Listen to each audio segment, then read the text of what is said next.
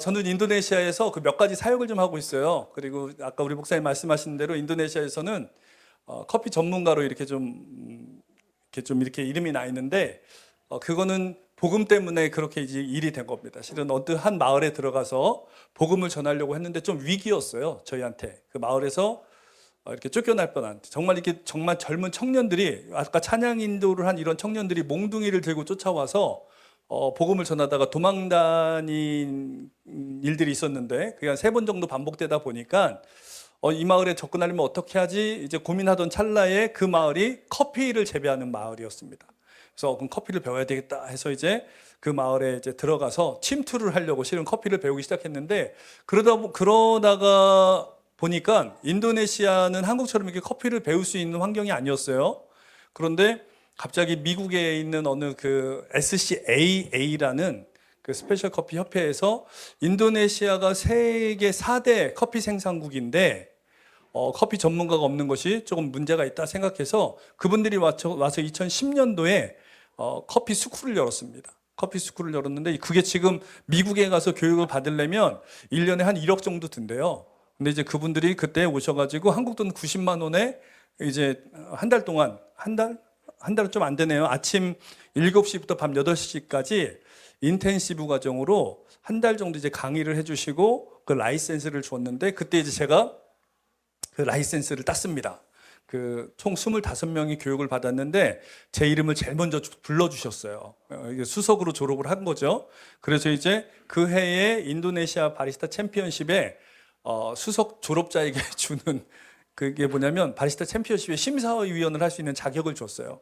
그래서 그때부터 몇 년 동안 제가 바리스타 챔피언십의 심사위원을 하면서 커피로 이렇게 조금 유명해졌습니다. 근데 이제 실은 한국에도 이제 저희가 커피를 많이 보내기는 했는데 저희의 목적은 뭐였냐면 그 마을에, 커피 마을에 교회를 세우는 거였거든요. 그래서 저희 프로젝트가 뭐였냐면 커피 마을 만들기입니다.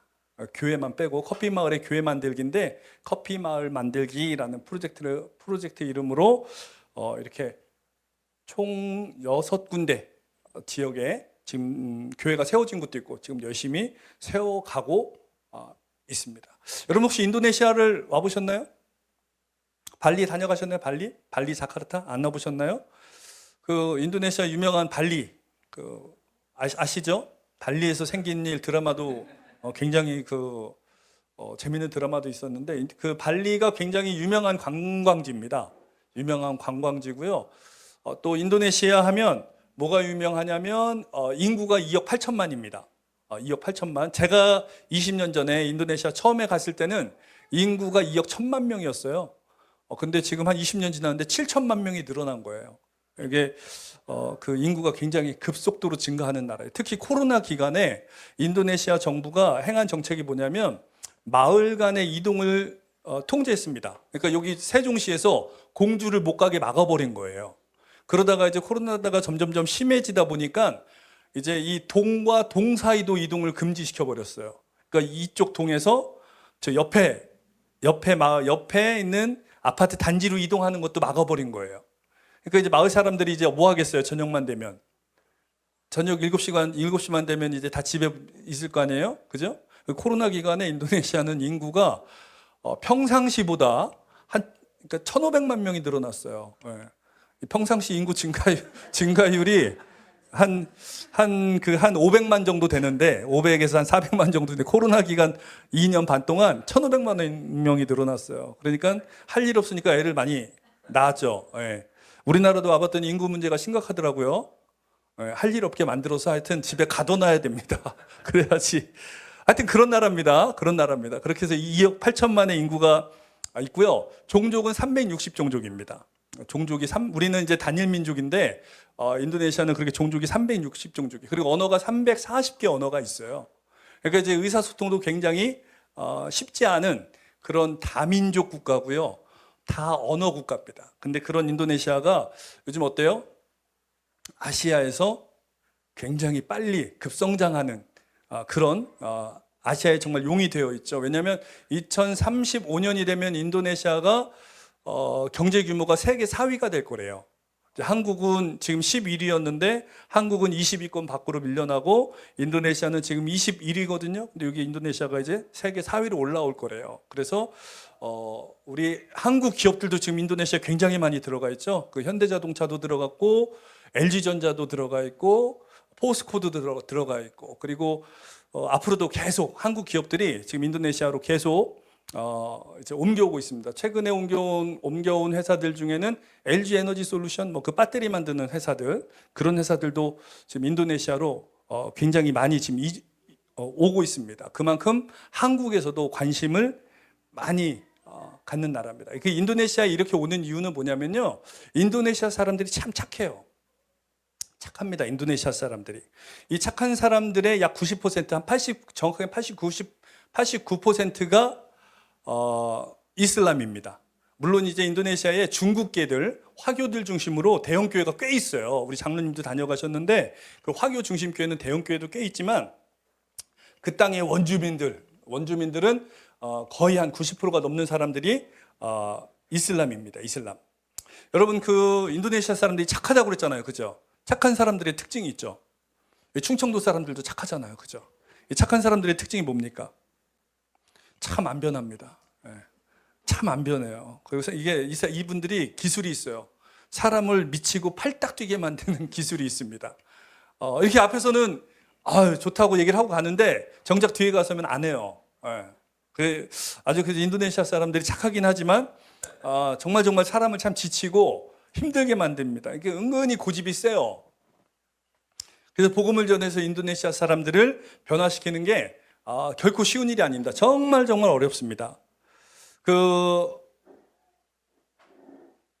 그런 인도네시아 사람들에게 복음을 전하기 위해 그럼 좋은 게 뭐가 있을까 생각을 했더니 첫 번째가 뭐냐면 외국인이 복음을 전하는 게 별로 효과가 없어요.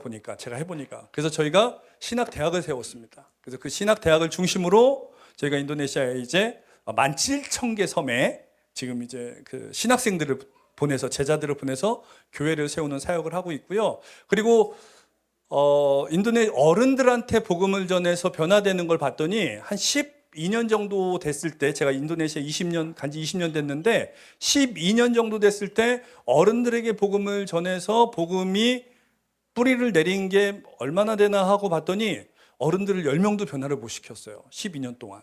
그래서 이거 너무 효율적이지 못한데 해서 최근에 저희가 사역하는 게 뭐냐면 원더풀 스토리라는 그 어린이 성경책을 만들어 가지고 인도네시아어로 번역판을 내서 그 원더풀 스토리 캠프를 하고 있거든요. 근데 그 캠프에 이슬람 아이들이 와요. 와서 이제 책 읽는 프로그램이에요. 책을 재밌게 막 즐겁게 책을 읽는데 이제 그 캠프가 딱 끝나고 나면 자, 그 책을 처음부터 끝까지 딱 읽으면 두 가지를 분명히 알아요. 첫째는 뭐냐면 복음을 분명히 이해를 해요. 나는 죄인인데 예수님 때문에 내가 구원을 받는 거구나, 용서를 받았구나라는 걸 알아요. 그리고 두 번째가 예수님이 누군지를 정확하게 알아요. 하나님의 아들인데 우리 사람의 죄를 용서해 주시려고 우리 이 땅에 보냄을 받으신 분이구나. 이거 두 개를 분명히 압니다. 책 두 권을 다 읽으면. 그래서 복음과 예수님을 정확하게 이해한 아이들에게 질문을 해요. 예수 믿을 사람? 그러면 이제 손드는 아이들이 있어요. 그중에 이슬람 아이들도 있어요. 그래서 저희가 이제 이 원더풀 스토리 캠프를 통해서 아이들에게 복음을 전하는 게 훨씬 효과적이구나. 이제 이 두 가지를 알았어요. 그리고 나서 세 번째가 뭐냐면 인도네시아는 900년이죠. 900년경에 이슬람이 들어왔어요. 인도네시아 아랍의 이슬람이 들어왔는데 이 사람들이 어떻게 들어왔냐면 무역으로 들어왔어요. 그러니까 무역으로 상인으로 들어온 거예요. 그래서 이 사람들이 이렇게 물물 교환해가고 자기들이 갖고 온 물건을 주고 인도네시아에서 나오는 향신료를 구입해서 갔어요. 근데 이제 이게 자꾸 오고 가다 보니까 어느 날 이 사람들이 인도네시아에 와서 기도할 거 아니에요? 이슬람들이니까.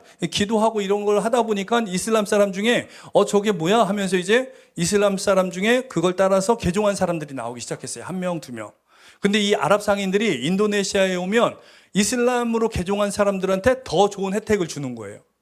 더 좋은 가격의 향신료를 사가고 자기들이 가져온 물건 중에 더 좋은 물건을 그 사람들한테 주는 거예요. 그러다 보니까 사람들이 어떻겠어요? 이슬람 아닌 사람들이 질투심에 그 사람들도 다 이슬람으로 개종을 했어요. 그래서 1000년경 되었을 때 인도네시아의 90%가 넘는 숫자가 이슬람으로 개종을 합니다. 그게 뭐예요? 이익을 주니까, 혜택을 주니까 빨리 개종을 한 거예요.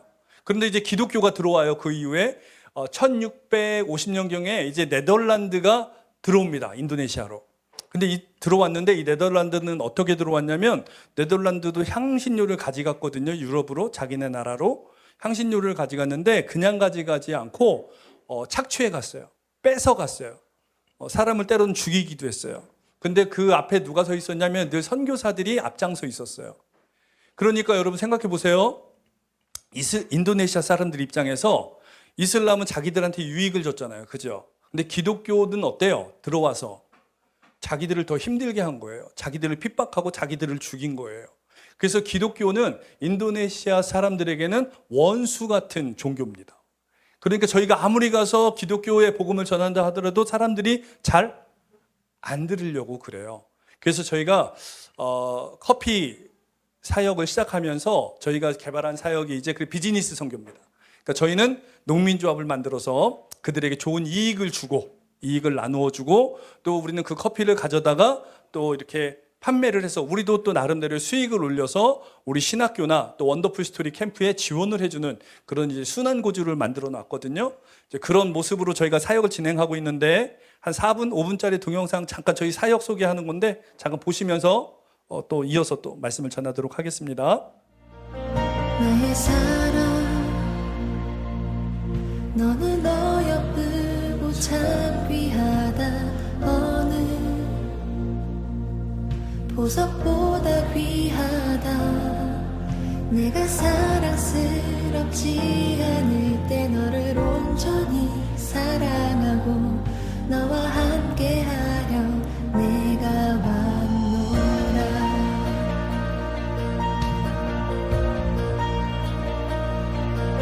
주의 사랑, 이 사랑은 결코 변치 않아. 모든 계절 돌보시네. 푸른 마르고 꽃은 시드나 주의 말씀은 신실해.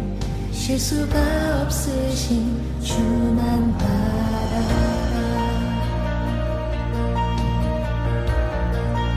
주님의 나라와 뜻이 나의 삶 속에 임하시며 주님 알기를 주만 보기를 소망해.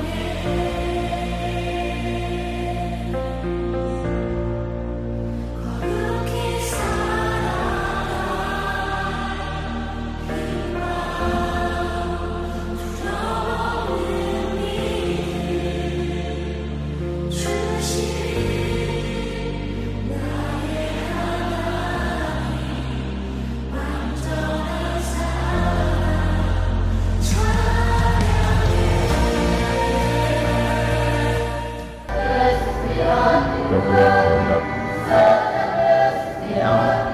이거 아니고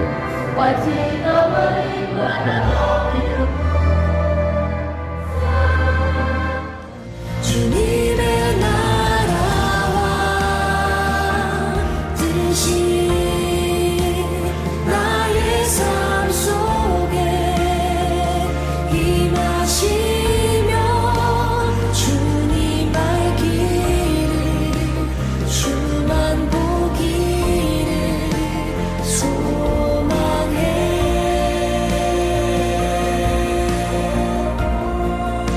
거룩히 살아갈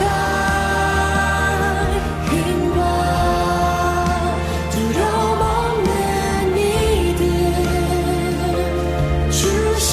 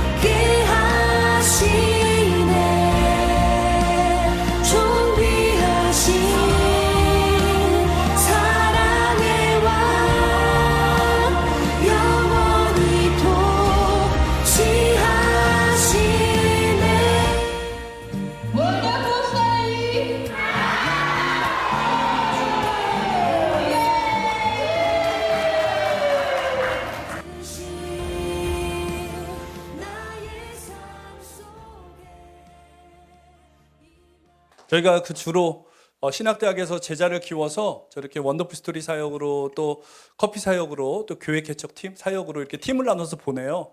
근데 지금 제자들이 너무 잘 해주고 있어서 인도네시아에 여기저기에 지금 교회가 세워지고 복음이 전해지고 있습니다. 저희 가족 이야기를 좀 할게요. 저희 가족이 인도네시아에 처음 간 것은 2005년 9월이었습니다. 2005년 9월. 그때 이제 저희 첫째 아들이 강인인데 강인이가 한 16개월, 아니 한 20개월 정도 됐을 때였고요. 둘째 딸 다인이는 태어난 지 한 40일 될 때였습니다. 40일 될 때였고 집사람은 이제 그때 산후조리를 이제 한참 하고 있을 때였는데 근데 인도네시아에서 이제 갑자기 비자가 나왔어요. 지금은 안 그런데 그 당시에는 비자가 나왔는데 정해진 날짜 안에 들어가지 않으면 그 다음에 비자가 이제 발급이 안 되던 시대였어요. 그래서 저의 생각 같아서는 좀 둘째 아이가 태어나고 얼마 안 된 시기라 좀 천천히 들어가고 싶었는데 갑자기 비자가 나와서 이제 저희 가족이 인도네시아로 2005년 9월에 갑자기 들어갈 준비를 하게 되었습니다. 근데 이제 들어가기 한 5일 전이었는데요. 이제 이삿짐도 싸서 컨테이너에 싸서 다 보내고 이제 모든 준비를 마치고 들어가기 이제 5일 전이었는데 갑자기 태어난 지 이제 한 35일 됐을 때였죠. 저희 둘째 딸이 열이 나는 거예요, 밤에. 근데 이제 열이 좀 난다 했는데 한 38도, 그러다 39도, 그리고 밤에 한 12시가 됐을 때는 40도가 넘어가더라고요. 40점 몇 도 이렇게 열이 나는 거예요. 그래서 이제 급하게 아이를 데리고 아이가 태어난 산부인과에 이제 갔습니다. 산부인과에 갔더니 선생님이 태어난 지 지금 돌도 안 된 아이가 100일도 안 된 아이가 40도가 넘는 열이 나는 거는 이거 심각한 거라고 빨리 저보고 아이를 데리고 대학병원에 가보래요. 그래서 둘째 딸을 데리고 아이를 데리고 집사람을 데리고 이제 그 가까이 집 근처에 있는 대학병원에 갔습니다. 실은 제가 그 딸아이를 너무너무 기다렸거든요. 너무너무 좋았는데 그 아이가 갑자기 아프다니까 머리가 막 제가 정신이 하나도 없더라고요. 그래서 이 아이를 데리고 대학병원에 가서 이제 입원을 시켰습니다. 그리고 뭐 링거도 꽂고 해열제도 놓고 하는데 몰랐어요. 그 태어난 지 100일 안 된 아이들한테는 쓸 수 있는 약이 없대요. 약을 쓰면 안 된다고 그러더라고요. 근데 그걸 몰랐어요. 근데 링거를 꽂고 있길래 다 금방 낫겠지라는 생각을 했습니다. 근데 하루 이틀 됐는데 열이 안 떨어지는 거예요. 계속 39.8도 좀 올라가면 또 40.5도 이렇게 올라가는 거예요. 근데 이제 어린아이가 열이 나면 이제 위험한 거라고 의사 선생님이 그렇게 얘기를 해주셨습니다. 그래서 이제 좀 이렇게 위축돼 있는데 이제 갑자기 아이의 척수를 좀 검사해 봐야 될 필요가 있겠다고 그 아이를 데리고 주사실로 오라고 그러더라고요. 갔는데 저보고 이제 아이를 이렇게 뒤집어 놓고 다리를 꽉 잡으래요. 그런데 이제 다리를 쫙 잡고 있는데 선생님이 그 주사기를 그 뼈에다가 척추 등뼈에다가 이렇게 꽂는데 애가 이제 자지러지는 소리를 내는 거, 쇳소리를 내더라고요. 울음소리가. 제가 그 소리를 들을 수가 없어서 너무 막 속상하고 소름이 끼쳐서 이제 아이를 두고 도망을 나왔습니다. 그랬더니 이제 막 간호사 선생님이랑 막 어디 가시냐고 안 된다고 막 이제 막 화를 내고 그러더라고요. 그런데 제가 너무 눈물이 나고 막 그래서 거기 있을 수가 없어서 이제 그 아이를 두고 병원 로비로 왔었어요. 그 큰 로비에 와갖고 이제 제가 막 엉엉 울고 있는 거예요. 막 엉엉 울었는데 엉엉 우는데 갑자기 누가 저한테 그래요. 인도네시아로 가라 이러는 거예요. 그래서 저는 누가 저를 신방으로 온 줄 알고 무슨 소리세요? 지금 인도네시아를 어떻게 가요? 아이가 죽을 수도 있는데. 근데 또 좀 있다가 걱정하지 말고 항상 기뻐하며 가라 그러시는 거예요. 그래서 왜 저한테 누구세요? 왜 이러시는 거예요? 딱 봤는데 아무도 없었어요 주변에. 그래서 이제 그날 이상한 경험을 했잖아요. 그래서 이게 무슨 의미지 하고 이제 있다가 병실로 갔더니 이제 아이는 척수를 뽑고 병실에 와 있었고 이제 저는 병실에서 이제 멍하니 있었던 거예요. 그리고 나서 이제 그날 저녁에 밤이 됐을 때 또 다시 그 음성이 똑같이 들리는 거예요. 인도네시아로 가라.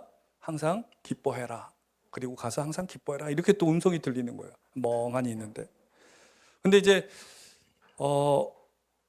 그 얘기가 그 말이 귀에서 떠나지를 않는 거예요. 평생에 처음이었거든요. 그런 경험이. 너무 이상하기도 하고 누가 옆에서 생생하게 얘기해 주는 것 같은데 아무도 제 옆에 있던 사람은 아무도 들은 사람이 없고 너무너무 이상해서 그냥 고민을 하고 있었어요. 그런데 점점 그러니까 아이가 열은 안 떨어졌는데 이제 한 3일째 됐을 때였는데 저희가 이틀이 있으면 가야 됐거든요. 점점 가야 되겠다는 확신이 생기는 거예요. 가야 되겠다. 애가 죽어도 그냥 인도네시아에 가야 되겠다. 이런 확신이 생기는 거예요. 그래서 그 선생님이 아침에 회진을 도는데 그 선생님한테 얘기를 했어요. 우리 다인이를 좀 퇴원시켜 주세요. 그랬더니 선생님이 무슨 소리세요?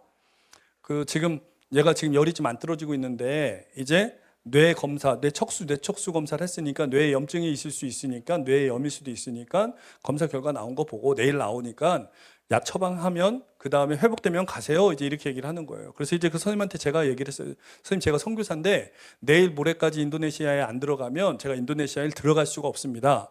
그래서 들어가야 되겠습니다. 그랬더니 선생님이 저한테 화를 내는 거예요.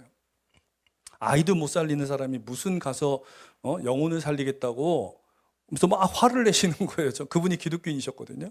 제가 그분한테 또 단호하게 말했어요. 제가 우리 아이는 못 살리겠지만 하여튼 제 마음속에는 가야 된다는 그 뭔가 확신이 있습니다. 제가 하는 얘기를 이해 못 하시겠지만 우리 아이를 퇴원시켜 주세요. 그랬더니 이분이 화를 내시면서 마음대로 하세요. 그러면서 같이 온 간호원한테 그렇게 얘기를 하는 거예요. 퇴원시켜 드려. 그래서 이제 그리고 그냥 가버리셨어요. 근데 간호사가 오더니 따라오라고 그러더라고요. 따라갔어요. 갔는데 지금은 병원에 그런 게 있는지 모르겠는데 가퇴원서 서약서라는 게 있어요. 병원에 갔더니 그 가퇴원 서약서 이렇게 놓고 거기에 내용이 이렇게 있는 거예요. 환자 아무개는 보호자 아무개의 요청에 의하여 강제로 퇴원합니다. 퇴원 이후에 벌어지는 모든 일은 보호자 누구누구에게 모든 책임이 있습니다 하고 사인을 하라는 거예요. 거기 제 이름을 쓰고 제 사인을 하라는 거예요. 근데 그걸 딱 읽고 나서 사인을 하려고 하니까 사인을 못 하겠는 거예요.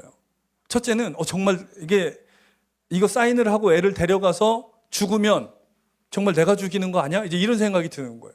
그래서 이제 그 종이 앞에서 또 한참을 또 눈물이 나면서 울고 있는데 옆에 있던 간호사가 막 이제 보채더라고요. 저 바빠요. 빨리 사인하시고 애기 데리고 집에 가세요. 막 이러면서 보채더라고요. 그래서 이제 사인을 하고 병실에 갔습니다. 병실에 갔는데 여전히 다인이의 체온은 40도 정도 유지하고 있었고요. 집사람은 이제 산후조리를 제대로 못 해가지고 저 사람도 이제 거의 초죽음이 되어 있다고 그래야 되나요? 이렇게 정말 너무너무 이제 힘든 상태로 이제 아이를 이제 돌보고 있었어요.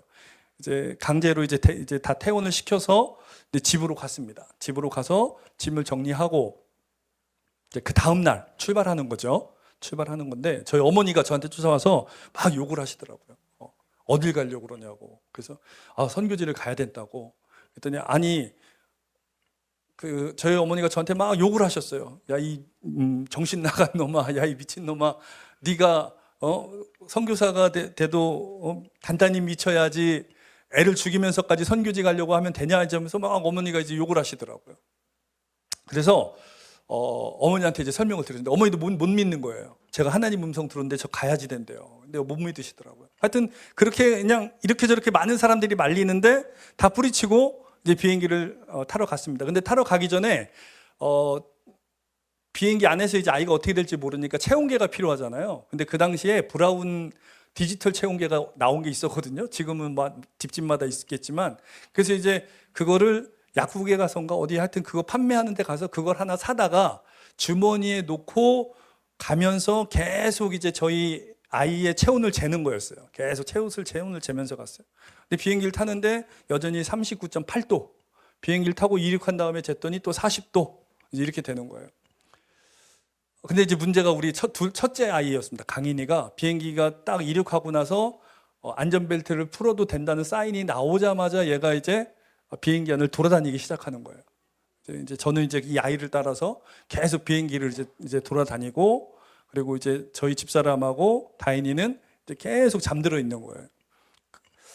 제가 이제 인천에서 자카르타까지 걸어갔어요. 그래서 우리 아들 때문에 하여튼 걸어갔습니다. 인천에서 자카르타까지 믿지 못하겠지만 걸어갔어요. 그러고 나서 저도 이제 너무 피곤했어요. 왜냐하면 그 비행기 안에서 그 애를 따라서 계속 걷는 게 보통 일이 아니더라고요. 나중에 해보시면 알 겁니다. 인천에서 자카르타까지 걸어가는 게 하여튼 굉장히 힘든 일입니다. 그러고 나서 비행기가 착륙 직전에 또 자리에 앉아서 안전벨트를 매야 되잖아요. 그때 또 다인이 체온계를 쟀더니 얘가 여전히 또 40도인 거예요. 그래서 기도했어요. 하나님, 가라고 그래서 왔고 기뻐하라고 그래서 기뻐하려고 하는데 하나님 참 쉽지가 않아요. 이 항상 기뻐하라, 그게 너무너무 어려운 것 같아요. 하나님이 말씀하셨으니까 하나님 책임져 주세요. 이제 이렇게 기도를 하고 비행기에서 내렸어요. 내렸는데 제가 인천에서 자카르타까지 걸어왔잖아요. 그죠? 그러니까 얼마나 피곤해요. 이게 제가 등치가 180에 몸이 작지가 않은데 옆에서 누가 툭 치면 제가 이렇게 그냥 힘없이 이렇게 그냥 휘청휘청 되는 거예요. 그래서 저희 집사람한테 그랬어요. 지금 이 사람들하고 부딪히면서 짐을 찾지 말고 우리 저 뒤에 가서 좀 앉아 있자. 그리고 사람들 다 떠나고 나면 남아있는 짐이 우리 짐이니까 그 짐 가지고 우리 사역지로 가자. 이제 이렇게 얘기를 했습니다. 그래서 뒤에 가서 앉았어요. 앉아가지고 체온계를 빼가지고 우리 둘째 딸 다인이 귀에다 꽂았어요. 근데 36.5도가 나온 거예요. 권사님처럼 그렇게 아멘 했어야 되는데 저는 어떻게 했냐면 벌써 고장났어. 이렇게 돼버린 거예요. 이게 벌써 고장이 났어. 이거 어떻게 하면 저 체온계도 없는데 이거 어떻게 하지? 그래서 때려보고 하고 그러다가 이제 제 귀에다 꽂았어요. 근데 제 귀에 꽂았는데 37.2도인가 3도인가 나온 거예요. 그래서 깜짝 놀랐어요. 그래서 이제 저희 집사람 귀에 꽂았는데 36.5도 정상인 거예요. 저희 강인이한테 꽂았더니 강인이가 걸어와서 그랬는지 조금 높았어요. 37.3도였어요, 걔가. 저한테 다시 꽂았더니 저도 37.12도가 나오는 거예요. 다인이한테 다시 꽂았더니 36.5도인 거예요. 그래서 그때 깜짝 놀랐어요. 이거 하나님 말씀에 순종하니까 하나님이 책임져 주시는구나. 그리고 나서 이제 저희가 사역지로 왔는데 사역지로 이제 자카르타에서 또 하룻밤 자고 비행기를 타고 그 다음날 또 사역지로 갔습니다. 살라티카라는 도시로 갔는데 인구 18만 명의 굉장히 작은 도시예요. 이 최고로 높은 건물이 3층짜리 건물이었거든요. 근데 그 3층짜리 건물에 올라가 보면 3층은 안 써요, 사람들이. 3층은 안 쓰고 1, 2층만 쓰는 그런 이제 사람이 많지 않다 보니까 그런 이제 시골 도시였습니다. 근데 시골 도시에 가서 처음으로 친구를 사귀었어요. 어느 부부였는데 이제 우연히 이제 그 사람들하고 이제 그 사람들이 좀 영어가 되니까 저희가 이제 인도네시아어가 안 되니까 그 당시엔 인도네시아 사람들이 영어를 한 사람이 거의 없었거든요. 근데 이제 영어 하는 사람들하고 이제 친구가 됐어요. 그래서 이런 얘기 저런 얘기 또 그 사람들이 살라티카에 있는 식당도 알려주고 장 보는 곳도 알려주고 뭐 생필품 구입하는 데도 이제 알려줬어요. 그러다가 이제 제가 물어봤어요. 우리 다인이가 이렇게 아파서 왔는데 혹시 또 아플 수 있어서 미리 좀 병원을 좀 알아야 되겠는데 혹시 살라티카에 소아과가 있습니까? 하고 이제 물어봤어요. 그랬더니 증세가 어땠냐는 거예요. 그래서 열이 나고 40도였는데 어저께부터 36.5도 정상이 됐다. 근데 언제 또 열이 날지 모르니 좀 병원을 좀 알았으면 좋겠다. 그랬더니 부부가 서로 두리번 거리더니 살라티카에 그 도시에 소아과 의사가 딱 한 명 있대요. 그 사람이 이 부인이라는 거예요. 깜짝 놀랐어요. 그리고 남편분은 살라티카에 있는 피부과 의사가 딱 한 명 있는데 그분이 남편이라는 거예요. 여러분, 여호와 일해 아닙니까? 하나님 말씀에 순종하고 갔더니요, 하나님이 정말 다 준비해 놓으셨더라고요. 그래서 저희 아이가 가서 지금까지 그 만난 의사 선생님, 이제 이번에 한국으로 대학으로 왔는데 그때까지 아프면 이 의사 선생님한테 갔어요. 근데 의사 선생님이 저희한테는 또 너무 좋은 그 바울에게 누가가 동역자였던 것처럼 이분들이 굉장히 신실한 저희 동역자였어요. 그래서 저희 식구들이 아프면 한 번도 돈을 받은 적이 없으세요. 정말 심지어는 저희가 누가 아파서 데리고 가면 그 사람까지도 다 치료해 주셨어요. 그러니까 이분들 때문에 저희가 또 얼마나 힘있게 사역을 했는지 모릅니다. 이렇게 시간이 지나가서 생각해 보니까요, 어떻게 인도네시아를 갔을까, 그 당시에. 내가 그 당시에 그렇게 음성을 들었다고 갔다는 게 믿어지지 않는 거예요, 지금도. 그런데 여러분, 혹시 그 믿음이 뭔지 아시나요? 믿음이 뭡니까? 믿음. 뭘 믿는 게 믿음입니까? 살아계신 하나님을 믿는 겁니까? 우리는 무엇을 믿는 사람들이죠? 여러분, 무엇을 믿어서 이렇게 주일마다 예배드리고 있습니까? 믿음의 뜻이 뭡니까? 믿음이 뭘 믿는 거예요? 그거 제가 몰랐더라고요. 여러분들은 알고 계신가요? 혹시 믿음이 무엇을 믿고 있는 겁니까, 여러분? 무엇을 믿는 게 믿음입니까?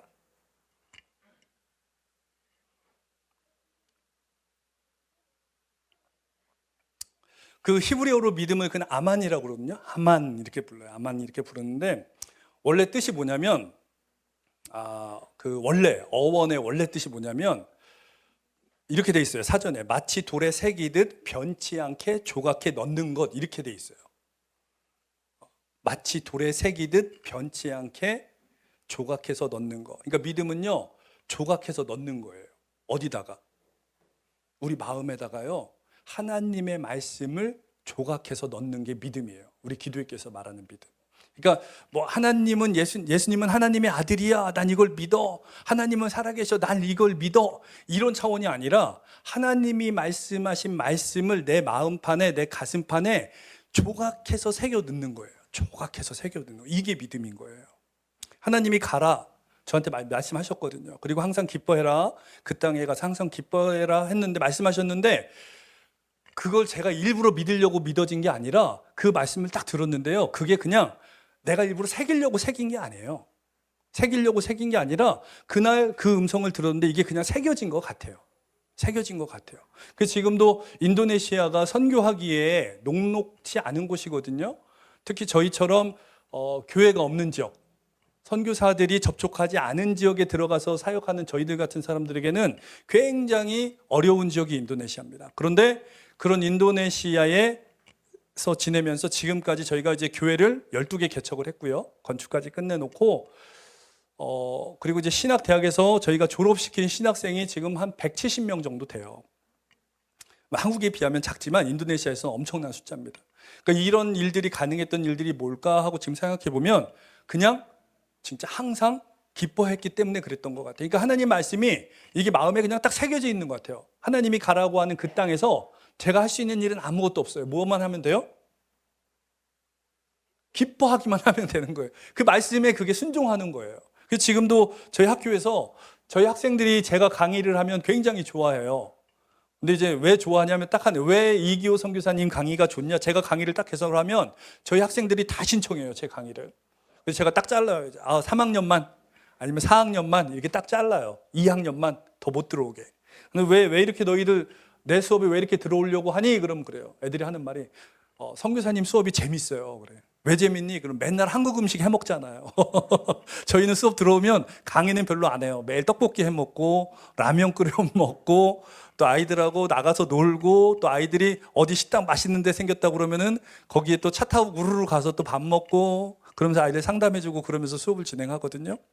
제가 주로 선교학을 하는데 선교가 그렇게 해야 되잖아요. 그죠? 가서 복음을 듣지 못한 사람들하고 친구가 되어줘야 되잖아요. 그래서 제가 이제 강의 시간에 그렇게 하는데 저희 학생들이 이제 그 강의가 너무 재밌대요. 선교사님하고 있으면 행복해요. 이제 이 얘기를 하더라고요. 그렇게 해서 지낼 수 있는 이유는 딱 하나입니다. 왜 그러냐면 제 마음속에 그 말씀이 딱 새겨져 있어요. 그러니까 성경이 창세기부터 요한계시록까지 있는데 다른 말씀이 다 새겨져 있는 게 아니라 가라, 항상 기뻐해라. 이게 새겨져 있어요. 그러니까 어디든지 가야 되는 곳에 가요. 가서 제가 하는 일을 제가 만나서 하는 일이 뭐냐면 그냥 누구를 만나든지 그 사람과 함께 기뻐하는 거예요. 재미있게 지내는 거예요. 즐겁게 노는 거예요. 그러면 누가 일하시냐면 하나님이 일하시더라고요. 여러분, 사역, 우리가 선교사니까 사역을 해야 되잖아요. 그죠? 사역은 제가 하는 일이 아니에요. 누구의 일이에요? 사역은 하나님의 일이잖아요. 그 하나님의 일을 위해서 저는 부름 받은 사람이잖아요. 그죠? 그러니까 하나님께서 일하도록 저는 그 자리에 가 있어야 되잖아요. 그럼 그 자리에서 제가 할 수 있는 제가 가장 잘하는 일은 뭐냐? 저는 거기에 가서 노는 거예요. 재밌게 노는 거. 그럼 나머지는 사역은 누가 하세요? 하나님이 하시는 거죠.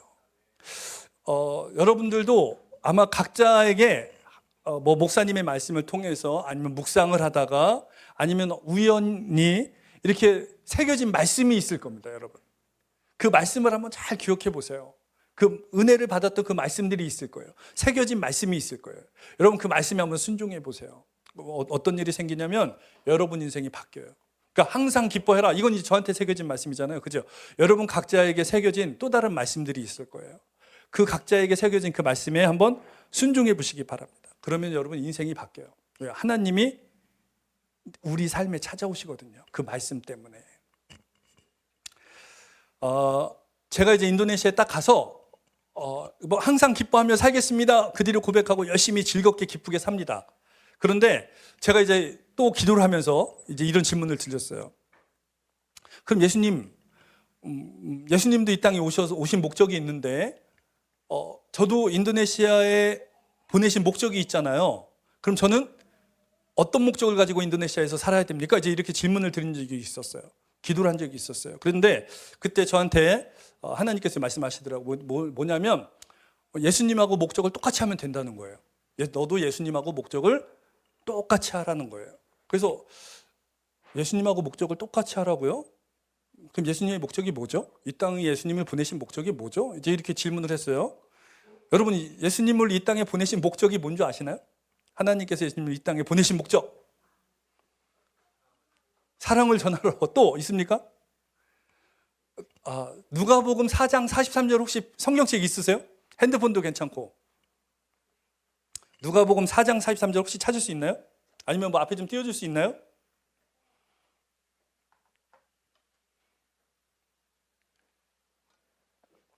감사합니다. 띄워주셨네요. 혹시 한번 우리 다 같이 한번 읽어볼까요? 앞에 보고 시작.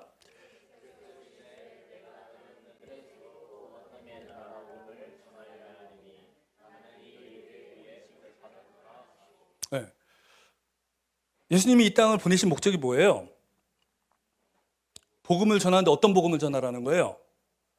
하나님의 나라 복음을 전하여야 하리니, 이게 뭐냐면 하나님의 나라를 세우기 위해서 복음을 전하여야 된다는 거예요. 그러니까 예수님은 이 땅에 오셔서 복음을 전하시는 일을 하시는 거예요. 이게 예수님의 사역이에요. 예수님의 목적은 뭐예요? 복음을 전해서 어떻게 하겠다는 거예요? 복음을 듣고 우리를 구원하시잖아요. 그죠? 복음을 전해서 복음을 들은 우리들을 구원하시잖아요. 그럼 구원한 우리들을 통해서 어떤 일을 하시겠다는 거예요? 이 땅에 하나님의 나라를 세우시겠다는 거예요. 그러니까 복음은 예수님이 하시는 일이에요. 복음을 전하는 일. 그리고 그 복음을 전해서 예수님이 하려는 목적, 그 일의 목적이 뭐냐면 하나님 나라를 세우시겠다는 거예요. 그래서 여러분, 예수님께서 전하신 첫 메시지가 있습니다. 누가복음 1장 15절인데 이것도 한번 띄워주실 수 있으세요? 마가복음 1장 15절. 마가복음 1장 15절, 예수님께서 이 땅에 오셔서 전하신 첫 메시지예요. 자, 첫 메시지 한번 읽어볼까요? 시작.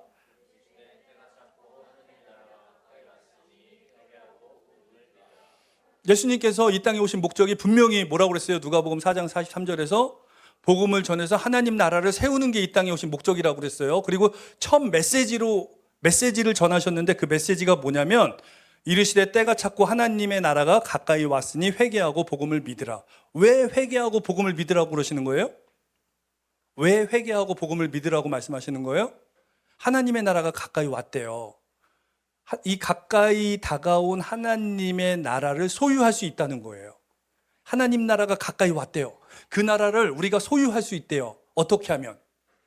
회개하고 복음을 믿으면. 그 예수님께서 알려주시는 거예요. 회개하고 복음을 믿으면 너희들도 하나님 나라를, 가까이 다가온 하나님 나라를 소유할 수 있어라고 예수님이 가르쳐 주시는 거예요. 그리고 예수님께서 그렇게 말씀을, 첫 메시지를 전하고 제자들을 부르셨어요.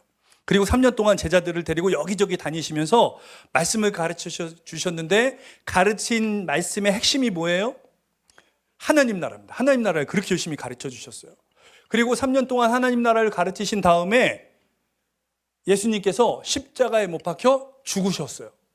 그러니까 예수님 생각에는 제자들에게 충분히 이제 하나님 나라를 가르치셨으니 예수님의 사명, 주어진 일, 이제 마지막으로 십자가에 매달려 죽으면서 모든 인간의 죄를 용서해 줄 수 있는, 사함받을 수 있는 일을 하시면 되는 거였어요.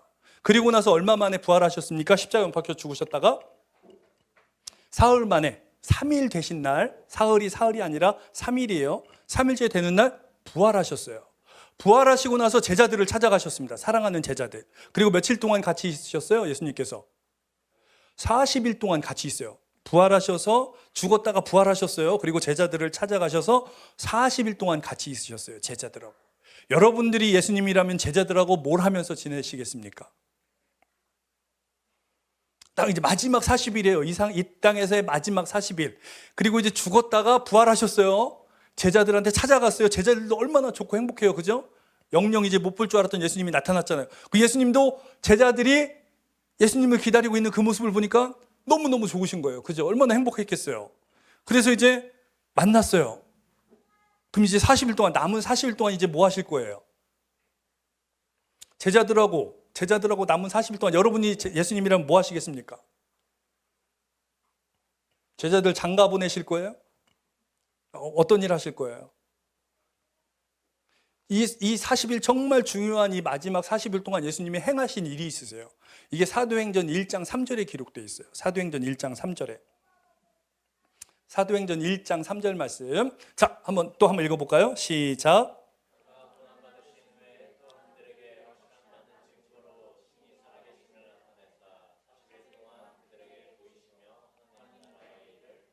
(40일) 동안 제자들에게 예수님이 나 살아났어 하고 딱 보이시면서 나타나셨어요. 그리고 그 40일 동안 무슨 일 하셨어요? 하나님 나라의 일을 말씀하시니라. 이 하나님 나라의 일이 뭐예요? 하나님 나라의 일. 너희들이 하나님 나라를 소유하면 이런 일을 경험할 수 있어. 너희들이 하나님 나라를 소유하면 이런 일들이, 이런 이벤트가 일어날 거야. 이거를 이제 가르쳐 주신 거예요. 하나님 나라를 소유한 사람이 어떤 일을 경험하는지. 그럼 주로 이제 어떤 일이 일어나겠습니까? 이 하나님 나라의 일은 뭐냐면요, 하나님 나라를 소유한 사람에게 말씀이 어떻게 실제로 적용되는지, 말씀이 어떤 사건으로 나타나는지를, 이 말씀이 그대로, 너희들의 하나님의 말씀이 그대로 하나님 나라를 소유한 사람의 삶에서 나타난다는 걸 가르쳐 주셨다는 거예요. 이 40일 동안. 여러분, 말씀이 뭐예요? 우리에게는 법이잖아요. 법. 그죠? 법이잖아요. 보세요. 이렇게 생각해 보세요. 제가 지금 한국에 있잖아요. 제가 여기 한국에 있다가 우리 자매를 제가 이렇게 자매를 제가 어떻게 하다가 칼로 찔렀어요. 자매가 죽었어. 제가 너무 놀라서 지금 인천공항으로 막 가서 비행기를 타고 인도네시아로 도망갔어요. 그럼 제가 처벌을 받아요, 안 받아요? 기본적인 걸 모르시네. 여기 충청도에 온 것 같아, 진짜. 이 전라도 가면은 막 대답하고 난리인데, 제가 이렇게 여기서 사고를 치고 인도네시아로 도망가면 제가 벌을 받아요, 안 받아요? 안 받아요. 왜 안 받아요? 치외법권이잖아요. 그죠? 한국에서 저지른 죄는 어느 법에만 심판을 받아요? 한국 법에만 심판을 받는 거예요. 제가 인도네시아에 가 있으니까 인도네시아 법의 지배를 받는 인도네시아에서는 저는 무죄인 거예요. 죄가 없는 거예요. 그래서 죄를 지은 사람들이 다 어떻게 해요? 다 도망가는 거예요. 그래서 반대로 제가 인도네시아에서 누군가에게 큰 피해를 입혔어요. 아니면 누군가를 죽이고 제가 한국으로 도망왔어요. 그럼 제가 한국에서 처벌을 받아요, 안 받아요? 안 받아요. 이 되게 복잡해요. 저를 처벌하면 인터폴하고 공조해야죠. 한국의 검사하고도 또 공조해야죠. 이게 굉장히 복잡해지는 거예요. 저 하나 때문에. 그러니까 못 잡는 거예요. 잡아도 시간이 오래 걸리는 거예요. 왜? 치유의 법권이니까. 여러분, 하나님 나라는 어느 법이 지배하고 있는 나라예요? 하나님의 법이 지배하고 있는 거예요. 그러니까 이 하나님의 나라의 법이 뭐예요? 말씀인 거예요. 이 말씀. 그러니까 여러분, 왜 예수님께서 왜 하나님 나라를 계속 말씀하시고 가르치셨냐면, 여러분들이 복을 받아야 되는데 이 법이 은혜의 법이고 복을 받는 법이잖아요. 그죠? 그런데 어떤 사람에게 이 법이 적용이 돼요? 하나님 나라 밖에 있으면 적용이 돼요? 안 돼요? 하나님 나라 밖에 있으면 적용이 안 돼요. 내가 하나님 나라를 소유하고 있어야지 이 말씀의 법이 내 삶에 적용이 되는 거예요. 이해되세요? 우리가 그래서 교회 다니고, 우리가 그래서 예수 믿고, 우리가 그래서 성경이 읽는 거예요. 왜요? 이 법을 아는 만큼 내가 복을 받기 때문에. 근데 우리 기독교인들이 이 원리를 몰라요. 하나님 나라를 내가 소유했어요. 여러분들 다 하나님 나라 소유하지 않았습니까? 소유했죠? 근데 여러분 복 받고 계세요? 이 말씀이 여러분의 삶에 성취되고 있습니까? 말씀이 왜 이렇게 작어? 여러분들의 삶에 지금 이 말씀의 복이 성취되고 있습니까? 이루어지고 있습니까? 아멘. 만약에 이거 지금 대답 잘 못하겠으면 고민해 봐야 돼요. 내가 하나님 나라 아직 소유하지 못했나? 내가 아직 하나님 나라 안에 있지 못하나? 이 고민해 봐야 돼요. 왜요? 왜 이렇게 예수님께서 이 하나님 나라를 처음부터 끝까지 이 하나님 나라에 목숨을 거셨냐면 이 하나님 나라를 소유한 사람에게 이 말씀의 법이 그 삶을 지배하고 그 삶에 적용이 되는 거예요. 그러니까 이제 우리 기독교인들이 그래요. 나 예수 열심히 믿는데 헌금도 잘하는데 주일날 교회도 가는데 나는 복을 못 받고 살아요. 그럼 딱 이유는 하나예요. 뭐 때문에 그래요? 하나님 나라를 소유하지 않았기 때문에 그래요. 하나님 나라랑 상관없는 삶을 살기 때문에 그래요. 여러분 인도네시아는 예수 믿기가 쉽지 않다고 그랬잖아요. 그죠? 근데 거기 있는 사람들한테 이 하나님 나라를 가르쳐주고 훈련시키면 다 복을 받아요. 너무너무 놀랍게 복을 받아요. 정말 죽을 병에 걸렸던 사람은요 살아나요. 정말 찢어지게 가난한 사람이 정말 먹고 살 만큼 일어나는 일들이 너무 흔하게 일어나요. 왜요? 딱 하나예요. 저희가 가서 하나님 나라 복음 전하는데 그거를 이해를 해요. 그리고 그걸 믿어요. 그러니까 하나님 나라 소유했다고 그래요. 그리고 예수님이 내가 소유한 하나님 나라의 주인이라고 고백해요. 그러니까 말씀이 그 삶에 그대로 성취되는 거예요. 놀라운 일이죠. 여러분 예수님께서 제자들하고 40일 동안 있다가 어떻게 하셨어요? 이제 승천하셨어요. 하늘나라로 올라가셨는데 올라가시면서 누굴 보내세요? 성령님을 보내셨어요. 그죠? 그럼 이 성령님의 역할이 뭡니까? 보혜사 성령님이잖아요. 그죠? 이 보혜사 성령님이 하시는 일이 뭐예요? 예수님이 승천하셔서 이제 이 땅에서 우리들을 더 볼 수 없는데 보혜사를 보내셨어요. 이 보혜사 성령님이 하시는 일이 뭐예요? 요한복음 14장 26절이거든요. 또 한번 찾아볼까요? 요한복음 14장 26절.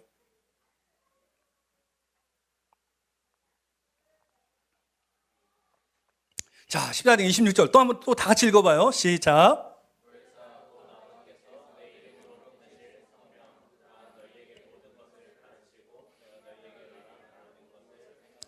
여기서 보혜사 고 아버지께서 내 이름으로 보내실 성령 그가 내가 너희에게 말하니라는 말씀 있죠.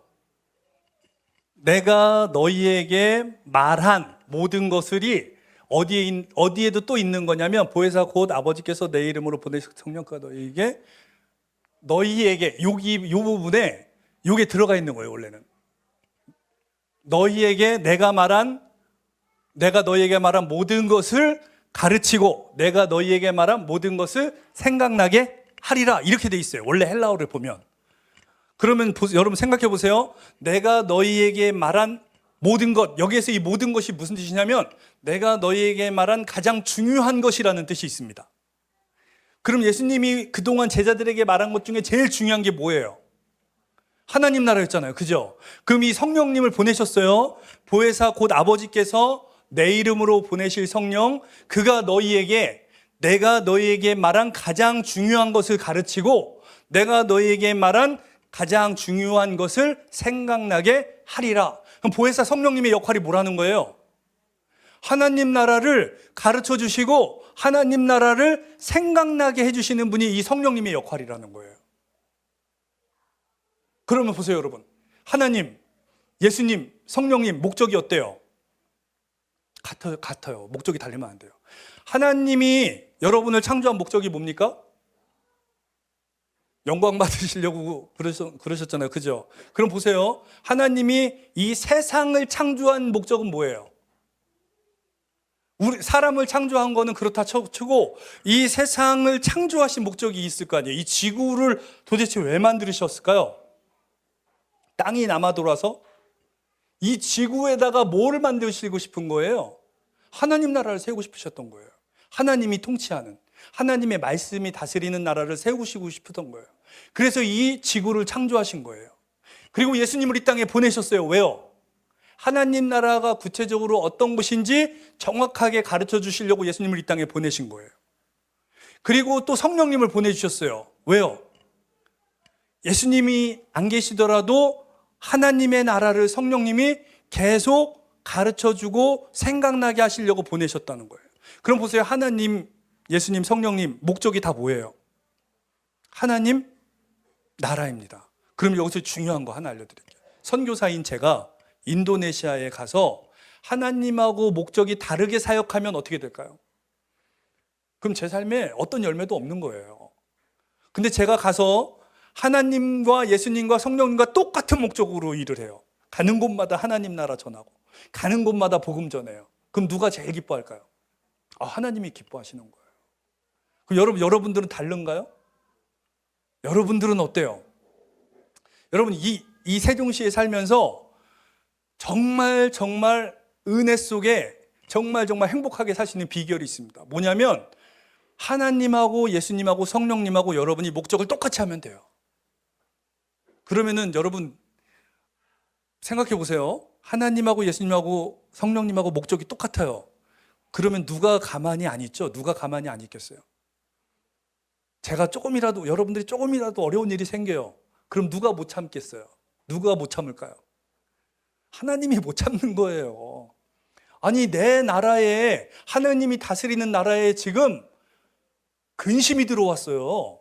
제가 하나님 나라를 소유했는데, 제가 갑자기 제 삶에, 누구 때문에 머리 아파, 누구 때문에 골치 아파, 정말 미치겠어. 막 이제 근심을 해요. 그러면은 제가 소유한 하나님 나라에 지금 문제가 생겼잖아요. 그러면 누가 지금 비상이 걸리는 거예요? 하나님이 비상이 걸리는 거예요. 그래서 이렇게 기도하라고 이렇게 가르쳤어요. 너희는 먼저 그의 나라와 그의 의를 구하라. 그의 나라가 뭡니까? 하나님의 나라예요. 그의 의는 뭐예요? 말씀이에요. 말씀. 그러니까 여러분, 너희는 먼저 그의 나라를 구하라라고 말씀 가르쳐 주셨잖아요. 이게 이제 기도를 그럼 우리는 어떻게 해야 돼요? 기도를 어떻게 해야 돼요? 제가 예전에 저희 집사람하고 부부싸움을 한 적이 있어요. 부부싸움을 했는데 집사람이 막 앵앵앵앵 막 거려요. 인도네시아에 사니까 얼마나 불편한 게 많아요. 그죠?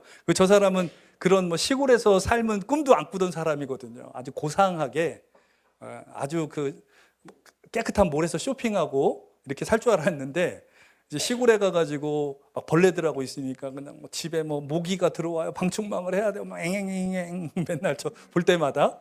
그래서 제가 어느 날 하루는 너무 듣기가 힘든 거예요. 그래서 이렇게 얘기했어요. 여보, 자기가 자꾸 더 이상 그러지 좀 마. 자기가 지금 내 안에 있는 하나님 나라를 무너뜨리고 있어. 회방하고 있어. 제발 그러지 마. 딱 그랬거든요. 근데 정말 놀라운 일이 벌어졌어요.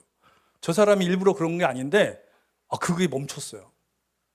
그러니까 제가 어때요? 그 일로부터 자유케 되는 거예요. 근데 이런 일뿐만이 아니에요. 여러분 기도할 때 정말 여러분 고민이 뭐가 있습니까? 혹시 돈의 재정 때문에 고민하시는 분 계세요? 제가 기도했는데 정말 재정이 해결된 기도예요. 어디 가서 얘기는 안 하는 건데 이렇게 기도하는 거예요. 하나님, 재정 때문에 지금 너무 어려워요. 너무 힘들어요. 이 재정 문제 때문에 제가 소유한 하나님의 나라가 위기에 봉착해 있어요. 무너질 것 같아요. 이 재정 문제 하나님 나라 회방받지 못하도록, 무너지지 않도록 제가 가지고 있는 재정의 문제 해결해 주세요. 저 정말 너무 힘들어요. 여러분, 이게 지금 제가 뭘 구했어요? 돈을 달라고 그랬어요? 하나님한테? 뭘 구했어요 지금? 제가 소유한 하나님 나라 이 돈 때문에 무너지지 않도록 하나님 이 문제 해결해 주세요 그랬잖아요. 그럼 저는 뭘 구한 거예요? 하나님 나라 구했잖아요. 이게 하나님 나라 구하는 거예요. 이해되셨어요? 사람 관계 때문에 힘드세요? 그러면 얘기하십니다. 아무개하고 관계가 너무 안 좋아요. 아무개가 저를 너무 미워하는 것 같아요. 그런데 하나님, 아무개가 그렇게 하는 바람에 제가 소유한 하나님의 나라가 지금 다 무너져 내리고 있어요. 제 삶에 하나님 나라가 사라져가고 있어요. 하나님 저 좀 도와주세요. 아무개와의 관계를 회복시켜 주세요. 제가 지금 누구를 위해서 기도했어요? 그 아무개를 위해서 기도한 게 아니잖아요. 누구를 위해서 기도했어요? 내 안에 하나님 나라가 그래 무너질 것 같으니까 저 좀 살려주세요. 아무개와의 관계 회복시켜 주세요. 그럼 하나님이 어떻게 하실까요? 하나님이 그런 분이잖아요. 자기가 한 말에는 책임지시는 분이잖아요. 너희는 먼저 그의 나라와 그의 의를 구하라고 해서 구했으니까 어떻게 하셔야 돼요? 책임져야죠. 그죠? 근데 제가 놀라운 거 알았어요. 이렇게 기도하는 분이 없더라고요. 그래서 저는 선교지에 살면서 맨날 기도응답 받는다고 행복하고 좋은데 우리 선교사님들 중에 저처럼 기도응답 받는 분이 없더라고요. 그래서 제가 깜짝 놀랐어요. 여러분도 오늘 제가 비밀을 알려드리는 거예요. 여러분들 괜히 막 하나님 앞에 와서 떼쓰고 울고불고 막 그러지 말고, 하나님도 막 얼마나 그게 뭐 한두 사람이 그래야지, 하나님도 다 와서 막 다 떼쓰고 울고불고 그러니까 하나님도 피곤하시잖아요. 그죠? 하나님 앞에서 어떻게 왕의 자녀처럼, 하나님의 자녀처럼 떳떳하게 어떻게 하면 돼요? 하나님, 제 안에 하나님 나라가 이 문제 때문에 무너지고 있어요. 하나님 저 도와주세요. 그럼 어때요? 하나님이? 하나님 말씀에 책임지시는 분이잖아요. 그죠? 우리 하나님이 얼마나 멋진 분인지 몰라요.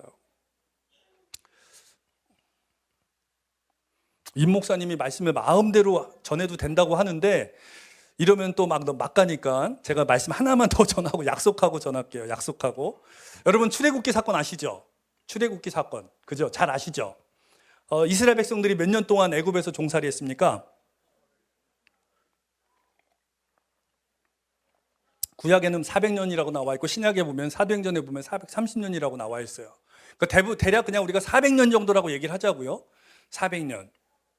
그러다가 이스라엘 백성들이요, 모세가 딱 나타났어요. 모세가 딱 나타나, 하나님 모세를 보냈어요. 그리고 모세를 통해서 뭐라고 하셨냐면, 자, 모두 다 약속의 땅 가나안으로 우리 가자 그랬어요.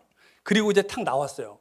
나왔는데 나오려고 하는데 바로 왕이 방해를 하는 거예요. 그랬더니 이제 어떤 일이 생겨요? 재앙, 10가지 재앙이 나타났어요. 근데 기적 같은 일이 나타나요. 뭐냐면 애굽 사람들은, 이집트 사람들은 다 그 피해를 봤는데 이스라엘 백성들은 어때요? 피해를 안 받는 거예요. 그래서 이제 바로가 나가라고 해서 나갔어요.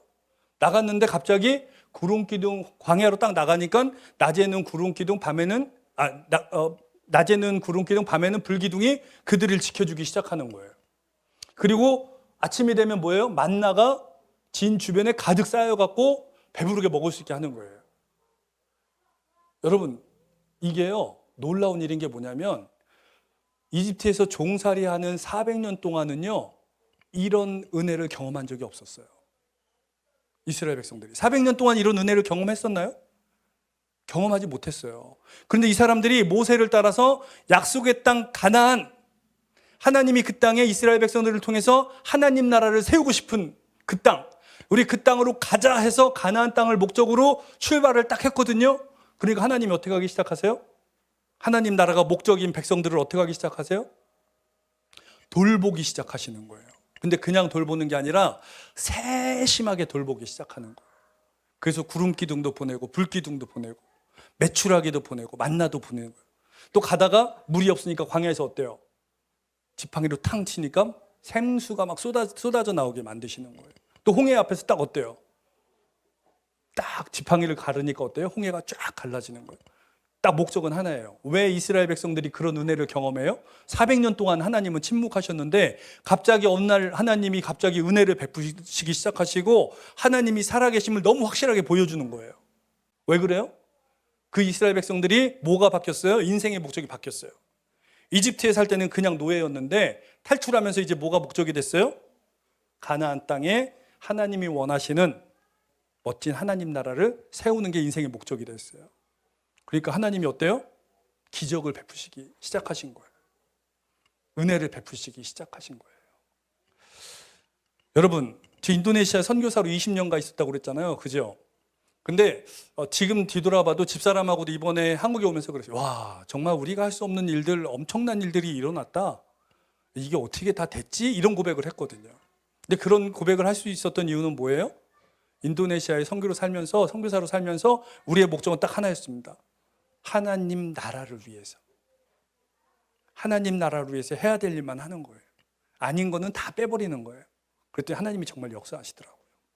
여러분, 세종시에 사는 여러분들, 이 세종시에 하나님 나라가 임하면 놀라운 일이 일어납니다. 여러분들의 삶에 그 하나님 나라가 임했으면 좋겠습니다. 여러분들이 그 하나님 나라를 소유해 보시기 바랍니다. 그럼 이전에 없었던 놀라운 하나님의 말씀이 여러분의 삶에 약속의 말씀이 성취되기 시작할 거예요. 이루어지기 시작할 거예요. 그러면 이스라엘 백성들이 광야에서 받았던 그 은혜를 여러분들도 받게 될 겁니다. 그런 놀라운 은혜를 받는 웨이브 처치 성도님들 되시기를 주님의 이름으로 축원합니다.